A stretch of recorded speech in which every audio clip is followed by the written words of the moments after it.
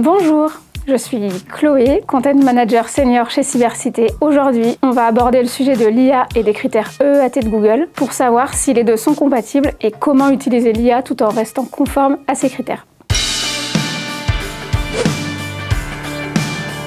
Alors, est-ce qu'on peut concilier IA et les critères EEAT? Tout d'abord, il faut savoir que les critères EEAT sont vraiment clés pour le référencement. Google prend de plus en plus en compte ces critères-là pour positionner les contenus. Et les contenus générés à l'IA sans repasse humaine pourraient être perçus comme des contenus de faible qualité. Donc, il faut savoir que l'IA seule ne peut pas garantir cette conformité. Elle va produire des contenus qui n'ont pas de réelle expérience, elle n'a pas de vécu. Donc, il va falloir humaniser ces contenus-là pour répondre aux critères EEAT. Vous pouvez vous servir de l'IA comme d'une aide à la rédaction. Elle va venir vous assister dans votre production de contenu, mais c'est bien vous qui allez venir apporter l'expérience utilisateur, la touche humaine pour valider, contextualiser vos contenus. L'expérience utilisateur est très importante pour gagner en crédibilité et en engagement. Alors comment valider et humaniser les contenus IA pour maintenir la confiance? En premier lieu, il faut toujours vérifier vos sources. L'IA peut s'appuyer sur des sources obsolètes. Elle peut aussi halluciner des faits. Donc il est vraiment important de ne pas prendre pour argent comptant le contenu généré par l'IA et de vraiment venir faire vos vérifications. Adaptez votre ton